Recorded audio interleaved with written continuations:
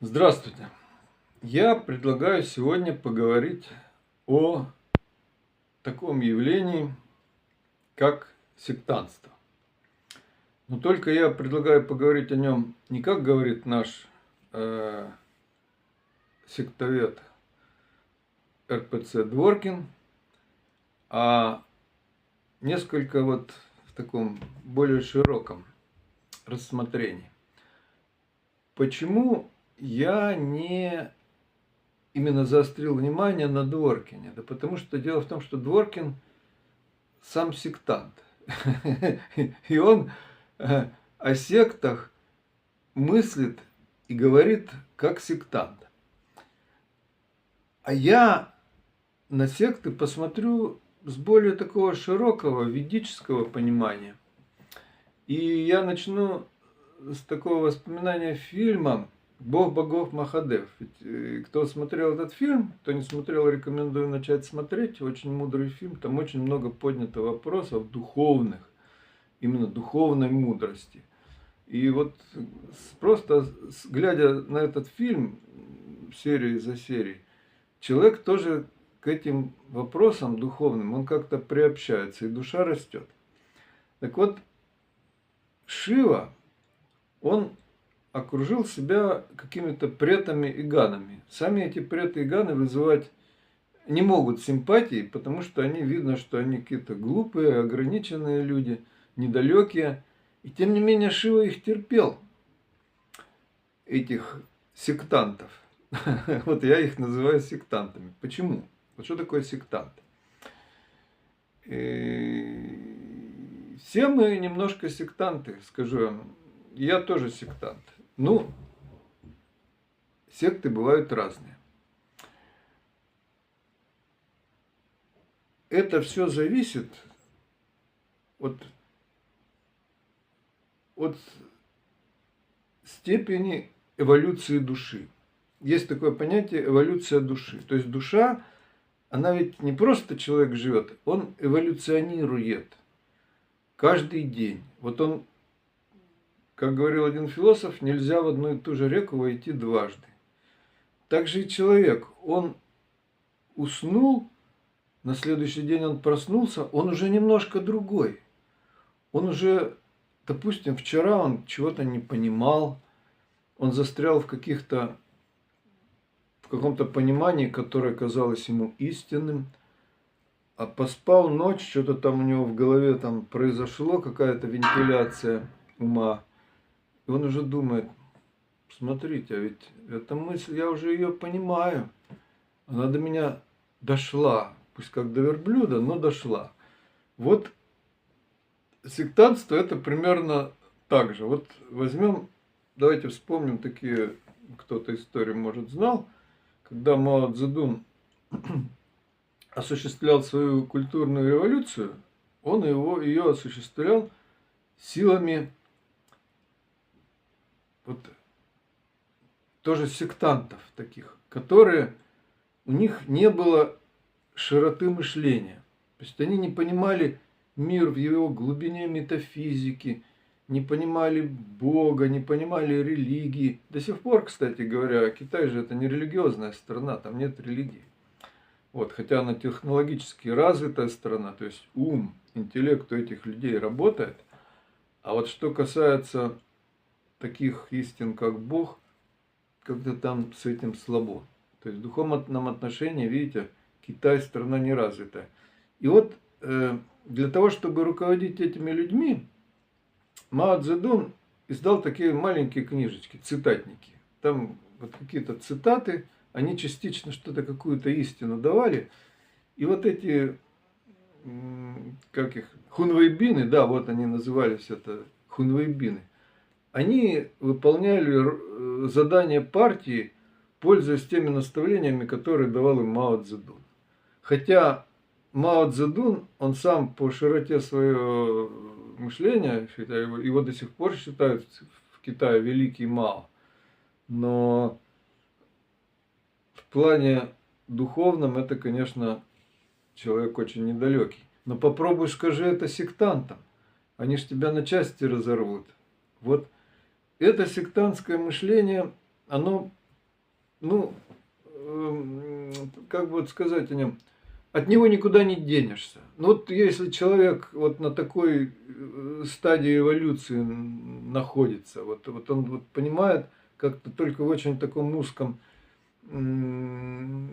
смысле действительности. Ты хоть тресни, ты вот его, чтобы его перевоспитать, вот как детей, вот нельзя же детей бить за то, что они чего-то не понимают. Их нужно взращивать, выращивать. Это медленный процесс, когда ребенок осуществляет эволюцию. И то, что он не понимает, это вина родителей зачастую, а не ребенка, потому что родители не могут донести до ребенка вот эту правильную истину. Вот, есть такой, значит, Даджи. Я в его книжке прочитал один такой интересный пример про муравья и воробья. Значит, муравей где-то там приземлился рядом с муравьем, и муравей его спрашивает: слушай, говорит, ты вот воробей, ты так высоко летаешь, ты, наверное, видишь весь мир. Воробей говорит: да, я, говорит, вижу мир совсем с другого высоты птичьего полета. Я даже видел океан. Воробей спрашивает: а что такое океан? Ну, говорит на это воробей: это такое много-много-много воды, что даже не видно другого берега. Интересно, говорит муравей. А я тоже хочу увидеть океан. Где он? Ну, воробей ему крылом махнул, говорит: вот там, ползи туда, там океан. И вот муравей полз, долго-долго-долго полз, и вот доползает до какой-то лужи с грязной водой. И действительно, вот эта лужа, она для муравья-то она очень большая, он же не высоко, он же не улетает высоко. И вот он смотрит через эту лужу и не видит другого берега этой лужи. И вот для муравья вот эта лужа, он ее принял за океан. Понимаете, о чем я говорю, да? То есть вот это вот маленькое, вот это понимание для муравья оно кажется океаном. И вот с этим надо считаться с мышлением человека, с его способностью восприятия действительности. И вот я вот веду свой канал.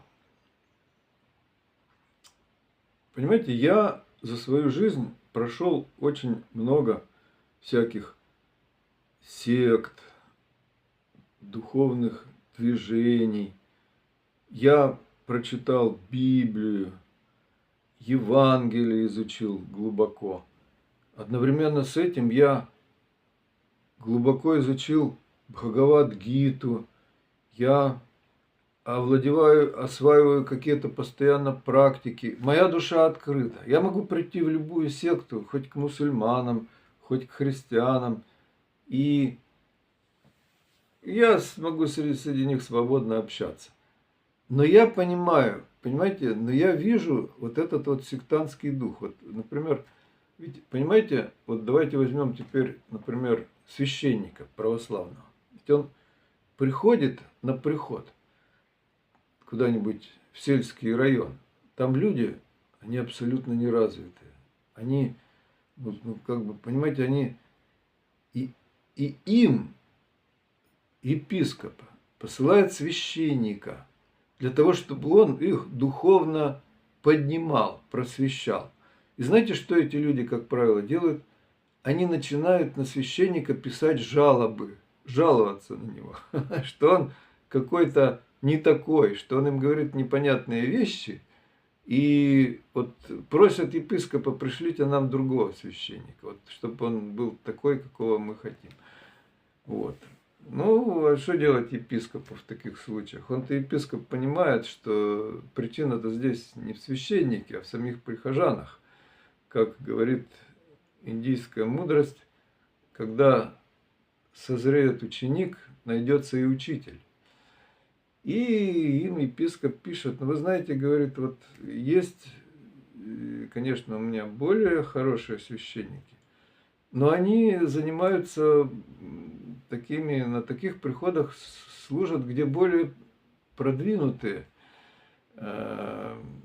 прихожане. А вот вам достался вот только такой. Поэтому, ну вот что делать? Вот терпите, пока смиряйтесь с ним. Вот когда, может быть,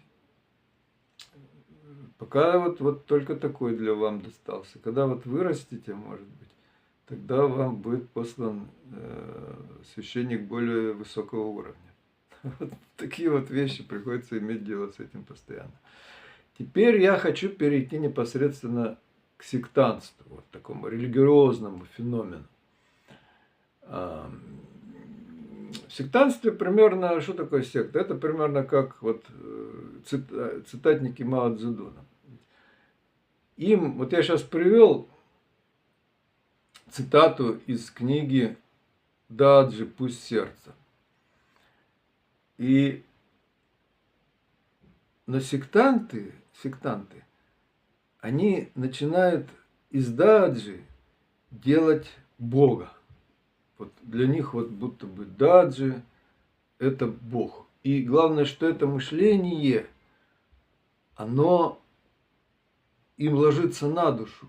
И вот даджи, он им так и дает такую молитву: «О, мастер, ты единственная цель человеческой жизни». Ну, опять-таки, смотрите, это какой человеческой жизни? Вот этих людей, да, для их уровня мышления, даджи – это действительно единственная цель человеческой жизни, потому что даджи их вытаскивает он им дает понятия, первичные религиозные понятия, которые до них дойдут. Поэтому, ну как вот относиться вот к этой... И вот есть вот это движение в России, heartfulness называется. Ну, его можно назвать сектой, потому что там собрались вот такие сектанты, которые молятся вот этой молитве, говорят, как Даджи сам им дал эту молитву. «О, мастер, ты единственный Бог и сила, ведущая нас к той стадии». Вы знаете, вот для меня, например, это звучит, меня это обескураживает, молитва, потому что я-то понимаю, что Даджи далеко не один мастер и далеко не единственная сила, которая ведет человека к той стадии. Потому что есть, например, Аурабинда. Но если вот этим приверженцам вот этой секты Heartfulness дать изучать Аурабинда, они не потянут. Но это все равно, что как на человека навьючить такой груз, который может потянуть только лошадь, и человек не сможет его поднять.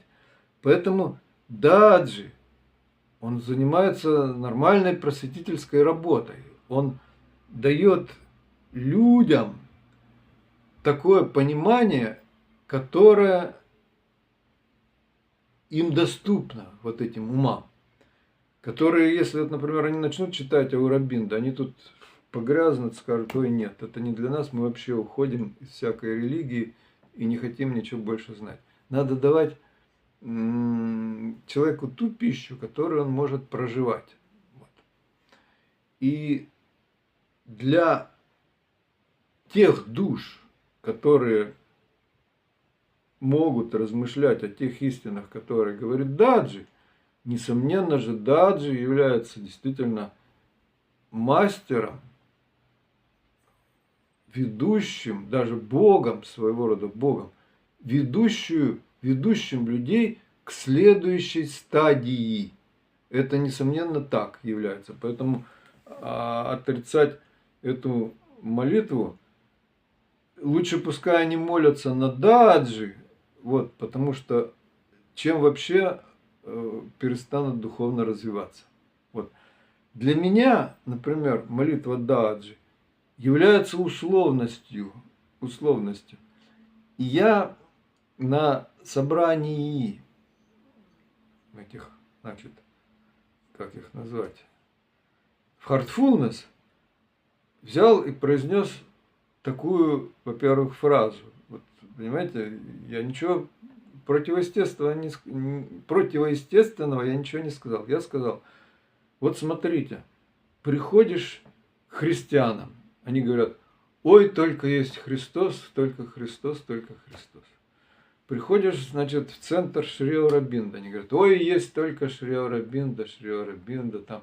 Приходишь там еще к каким-то протестантам, они говорят, вот только так надо понимать Бога, как мы понимаем. Приходишь к Хархулнас, они говорят, ой, есть только даджи, ладжи и вот это вот движение. Почему? Да потому что, конечно же, не только даджи есть. Есть истина, она гораздо более широка. Она настолько широка, что она для нас непостижима.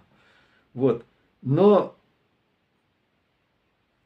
как адаптированный вариант для какого-то определенного круга лиц, которые еще даже эту истину не освоили, конечно же, даджи является единственным Богом и единственным проводником на более духовную степень, стадию эволюции. Так и сказано в этой молитве. Ты единственный Бог и сила, ведущая нас к той стадии. К той стадии. Какой?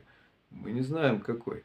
Но какая-то у человека есть стадия следующая. Несомненно, она будет. Вот. Вот такие мое довольно-таки лояльное отношение на самом деле к сектам. Не такое, как у Дворкина, который говорит, вот это сектанты, их надо всех разогнать, этих надо запретить, этих надо вообще выгнать из России, уничтожить. Нет, нет, это я считаю, ведь понимаете, что такое православие? Я считаю, что православие это тоже секта. Почему? Потому что, во-первых, это ортодоксия, надо так понимать. Православие – это перевод слова ортодоксия. Сами ортодоксы, они, ведь как появилась ортодоксия? Она появилась в Греко-Римской империи. Католики, ортодоксы. Кто такие? Они изменили учение Христа, потому что греко-римляне не тянули на тот уровень духовной глубины, которые давали им христиане. Поэтому они изменили, опустили учение Христа до уровня способности их восприятия. Но вопрос-то в чем состоит? Смотрите, они были колониалисты, они были эксплуататоры, и поэтому они практически взяли из христианства только одну часть, которая касалась единобожия, потому что это соответствует интересам их политики. А что касается учения о человеке, вот Христос говорил, вы боги и сыны Всевышнего, все вы. Они это вот не могли принять. И вот, но самое печальное не в этом, а самое печальное в том, что уже сейчас нету никакого ни колониализма, ни рабства, а людей продолжают пичкать вот этой истиной, вести их не к тому уровню ведического мировоззрения, которое давал Христос, а к тому уровню, которое было в Греко-Римской империи еще в IV веке нашей эры. Вот это, конечно, очень печальная сторона современного православия, тем более, что эта сторона до сих пор играет очень негативную роль в жизни всего западного мира, потому что практически она рассматривает человека как тварную природу, как что у каждого человека своя душа, что мироздание это есть не форма Бога, не проявление Бога, а какая-то отдельно существующая тварная природа. Это, конечно, очень печально. Нам нужно переходить на другую уровень, на другой стадии мышления. Мы уже выросли, уже люди цивилизованные выросли из этого мышления. И то, что церковь от этих своих канонов, якобы православных, не может отказаться, на самом деле. И видите, что интересно, Христос давал ведическое мировоззрение, более высокое, более глубокое, а они не смогли потянуть. И вот теперь, когда уже общество, уже люди тянутся, ездят на восток, занимаются йогой, расширяют свое сознание, чем занимается ортодоксия. Она объявила вот это ведическое учение восточное, она объявила его язычеством, а йогу, которая проповедует единство всего, все есть Бог, недвойственность, она объявила вообще чуть ли не сатанизмом, и священники, вот эти православные, ортодоксальные, открыто об этом заявляют в своих проповедях, и их не лишают сана, их не выгоняют за штат. Это считается вот нормально. Ну, о чем это говорит? Это говорит о том, что руководство русской православной церкви – это сами люди еще духовно находящиеся на определенной стадии. И, конечно, что делать вот с этими претами и ганами? Остается только терпеть.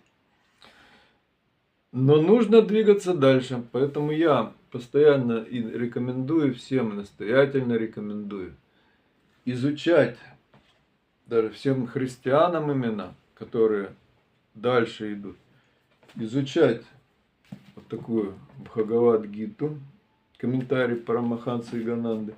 Это расширяет мышление, это дает возможность душе эволюционировать дальше.